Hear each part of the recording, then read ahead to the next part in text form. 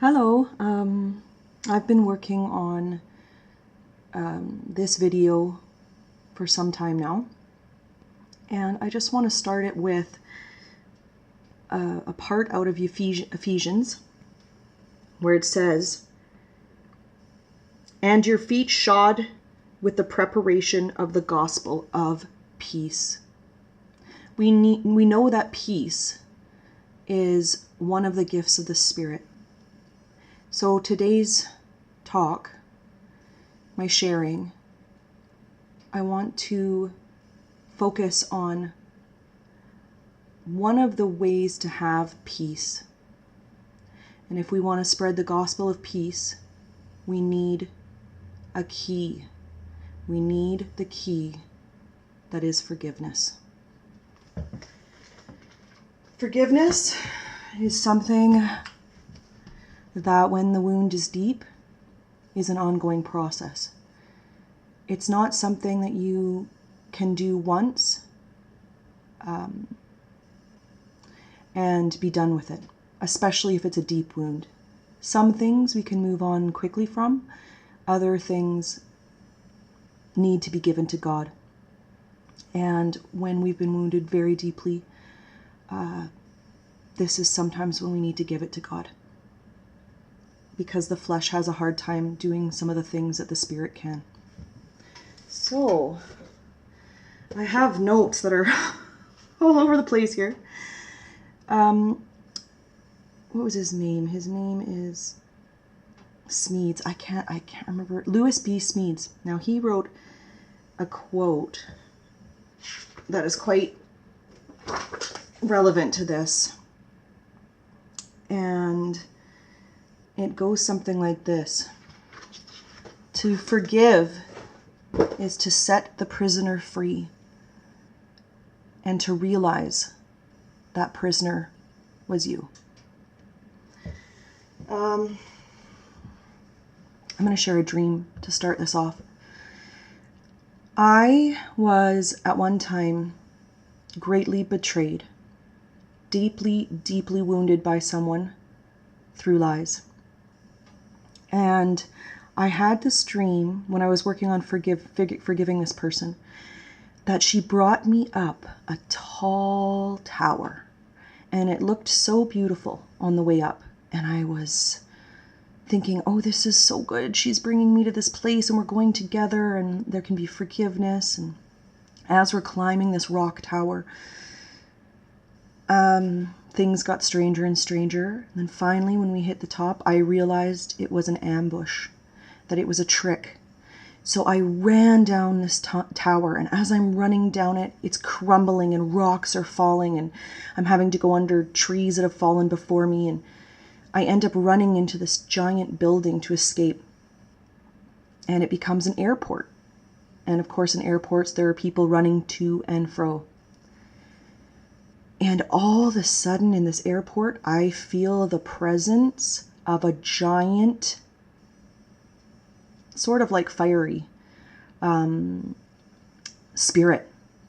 I could sense it in my inner eye, and it was massive. I mean, taller than, I don't know how many stories it would be. It was massive. It was massive. And it sort of like was the Lord of the Rings, nasty, fiery beast in my inner man's eye. I couldn't look right directly at it, but it was coming, and it was coming. And I thought of hiding, and there was really no sense in hiding because it could just wipe out this whole building. And as I am contemplating what this thing is, it tells me, it says, "I am coming, and I am the spirit of anger and bitterness."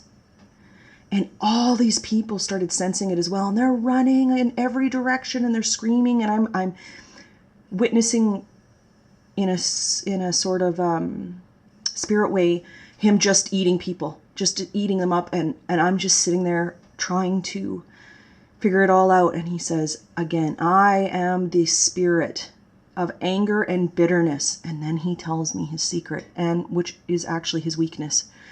And he says, "And you feed me, you all feed me. And the more you feed me, the stronger and bigger I become." Well, that was a wake-up call for me. That was a big wake-up call. So I started working on my anger and my bitterness and in many areas of my life, and trying to forgive those who I perceive have betrayed me.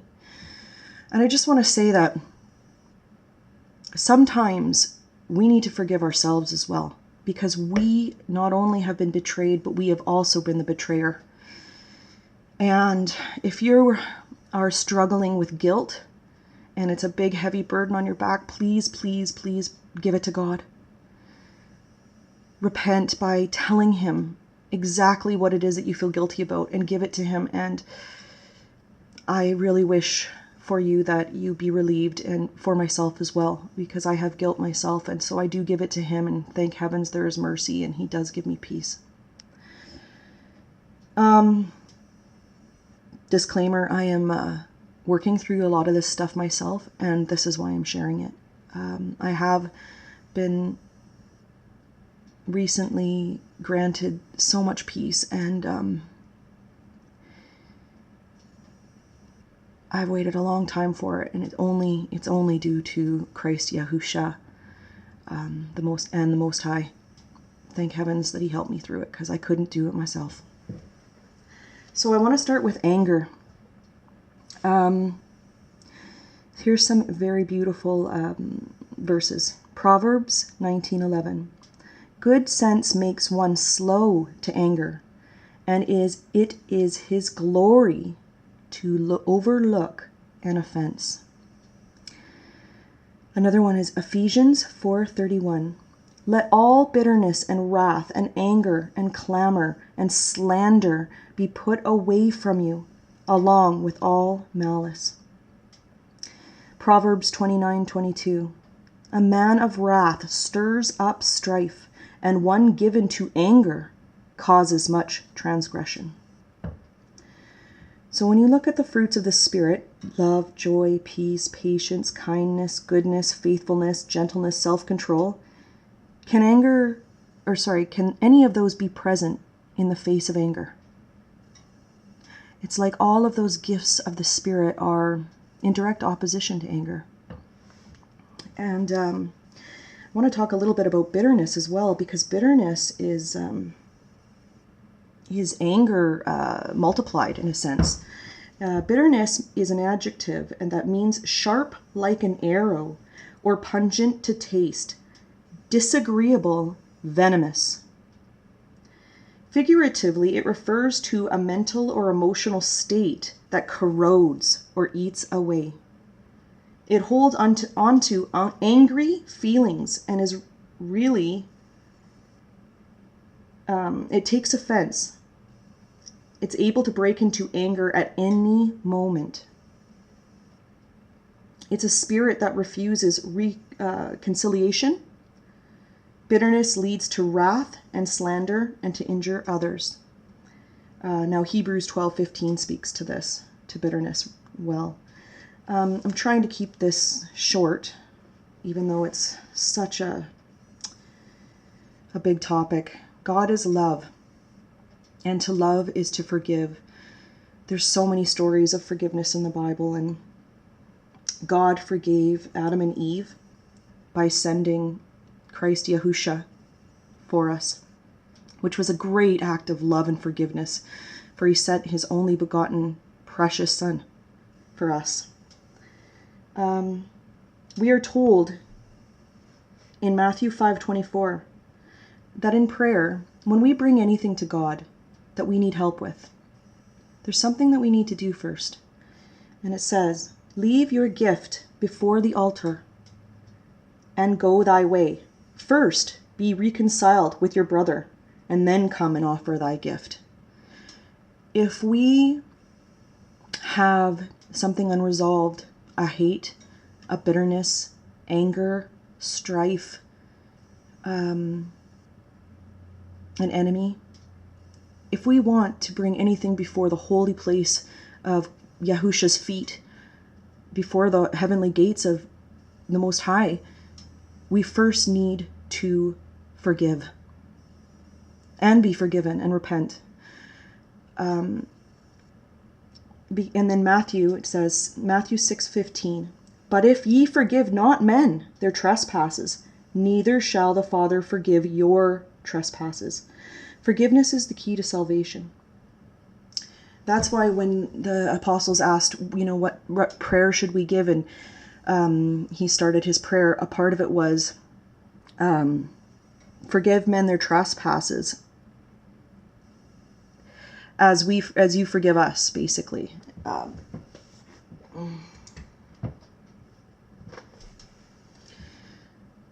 We have to forgive others in order to be forgiven.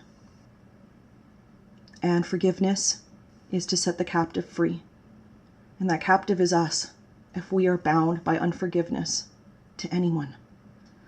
So I search my heart, and I have been surprised in prayer by who it brings up that I need to forgive. People that I have long forgotten of.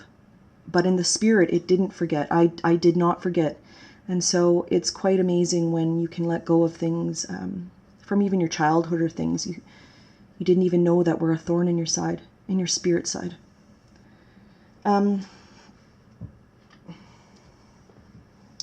want to read something that I wrote, and it goes like this. To forgive is to starve pride of its various devices: offense, jealousy, envy, arrogance, vengeance, evil speech, cursing, accusing, defensive behaviors, strife, bitterness. Now, to forgive is to starve pride of all of these things in your heart, which keep us from receiving the gifts of God and the Spirit. Now, offense is happening a lot in the world today, and I'm going to talk about that in another video. Envy is such a big deal, because when you envy, it leads to hate and murder. Look at it, Cain and Abel. Look at all through the Bible and all through life. Wherever there's envy, murder's not far. Scary thought. To forgive tenderizes the heart and has you see the beauty and the tragedy of life. It is to give way to humility, which produces strength in the spirit. Humility is strength of spirit. It is strong because it comes not from the flesh, but from submission to God in love. Wow. Well, submission to God. When we don't submit our flesh before Him in humility, we fall. And I know it because it happens to me, because as soon as I build myself up, as soon as I forget Him or put myself first or act superior in any way to anyone, I'm just smacked down. And I thank Him for the smackdowns, because, oh boy, humility is the way. Pride and believing that you're more than you are is dangerous. It's just not true. No, it's just the majesty of the Most High succumbs any bit of knowledge we could ever have.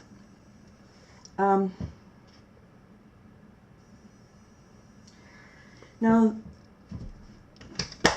I'll talk about Saul, my findings with Saul, in Samuel, the books, at another time. But something I learned was, vengeance is mine, saith the Lord. Whenever we seek revenge, whenever we seek to repay those we see that have hurt us, there's another smackdown by God coming, because we do not know the reasons behind why people hurt us. We don't know what it is that makes someone hate us. We can't know. And vengeance is His. Being vengeful and being spiteful and wanting revenge is not of God. It's not of God. And every time any of the kings or any of the people in the Bible sought for their own revenge, they were smacked down. David, Saul. You have to leave it to Him. You have to put it in His hands, because He's the only just judge. He really is. We cannot judge a situation properly. That's why when we're having a hard time with someone or forgiving someone and we're getting angry because we feel that they're sending us blows and attacks, we need to put it before him, because he will take care of it for us. We can't know what's the just way to often deal with these situations. And most often it is to either not respond, or it's to respond with love, which is very difficult for the flesh. I am not saying it's easy for me, any of this, and that's why I'm talking to this little camera right now and sharing this story, because I'm learning it. And when you're learning things, it's always it feels so good to share. It really does. And I just hope that it can help someone that's dealing with unforgiveness in their own life.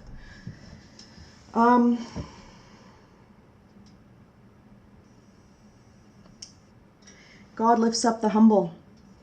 Oh, another thing that's very, I'd like to mention is when you get into these fights with people over even doctrine. I mean, there's a lot of infight going on with Christians about doctrine, or when you get into any type of battle over opinion, or you've been hurt by somebody. And when you get into these types of arguments, it can become a psychic battle.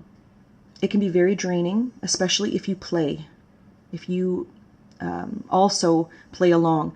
So the spirit of forgiveness actually turns that off, meaning the spirit of unforgiveness keeps a tally. It keeps note of all the things that this person has done to you in the past, and it keeps a tally of all the strikes against them, and that is the spirit of unforgiveness. The only way that you can cut that off is to be in the spirit of love and humility. And when it comes to your brain, the dialogue, the hook trying to get you into this psychic battle of hating that person or remembering everything that they said about you, and getting stuck in this circular mind control where you're obsessing about how you're better than them and what they did was wrong. All of that dialogue, all of that infighting inside your own mind is not a spirit that you want to engage in.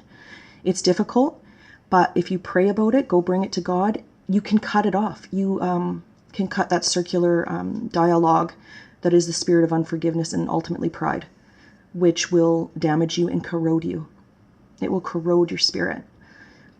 So do not engage in the psychic battles. Give it to him, and be at peace if you can. I want to talk a little bit more just about some stories of forgiveness in the Bible. Of course, there is the story of Christ, while being crucified, saying, "Forgive them, Lord, for they know not what they do." And Stephen, being stoned, he said, "Let this charge not be laid against them." Oh, I can't find it in my notes here, but something like that. Basically, God, please do not... Lord, lay not this sin to their charge. So Christ and it's interesting to note that Christ and Stephen both didn't say, "Oh, Lord, let me forgive these people." They didn't say, "Let me forgive them." They said, "You forgive them." So this comes back to possibly the link between needing to give God the power, over us to forgive. That sometimes the flesh may find it hard, so we need to give it to him.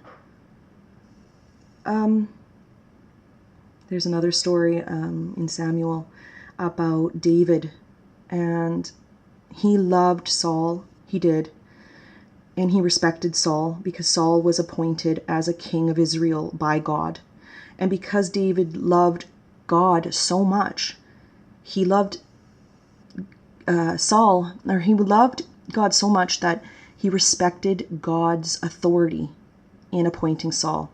So when he had the chance to kill Saul, who was trying to murder him, following him all over the place, set on killing him, when he had the chance to murder Saul, he did not, out of respect and love for God and of Saul. That's pretty amazing. And he also loved Jonathan, who was Saul's son, very much. And so when David became king of when he became king, it was a customary thing at that time to kill all of the previous king's family, to take all of his land, and just to be ruthless, just kill all of his in his inheritance and his genealogy. And David forsook this custom and forgave Mephibosheth, sorry, it's a hard name, who was Jonathan's son. And Jonathan's son Mephibosheth was disabled in both of his feet. And he came to David, and David said, I will not carry on this custom. In fact, I will restore all of Saul's kingdom, all of his lands, and you will have a seat at my table for the rest of your life. You will eat with me alongside the kings and all of everybody in my kingdom. That's love. That's forgiveness. That's not the flesh. That's saying no to the customs of the flesh.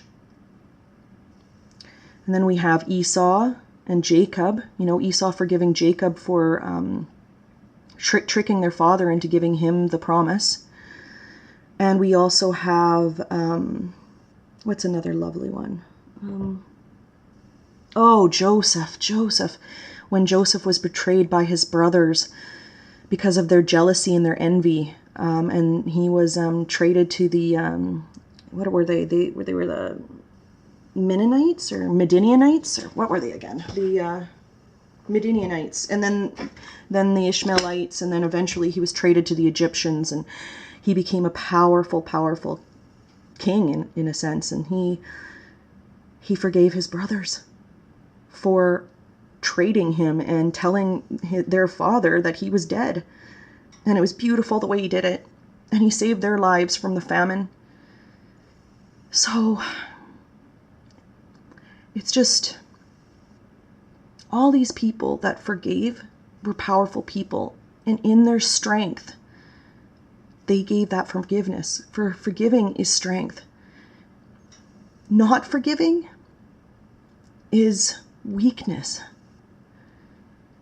It shows that we are bound in our flesh and in our pride. And although it can be very difficult at times to forgive, it's the only way to have peace. And those are the fruits of the Spirit. And the fruits of the Spirit cannot be present in anger and in bitterness and in unforgiveness. And as these days get darker and peace may be harder to find, I pray that we all put down our pride and put on the true crown of humility, because the humility links us to the Father. If we come to him in humility and we walk in humility, we are his children, and it's a kingdom. We will be inheritors of the kingdom, but we cannot be on the side of pride, which is the side of Lucifer and Satan. I pray that this reached somebody well today, and I thank you, and may you walk with the Lord, thy God, the Most High, and his precious Son, the Christ, Yahusha. Shalom.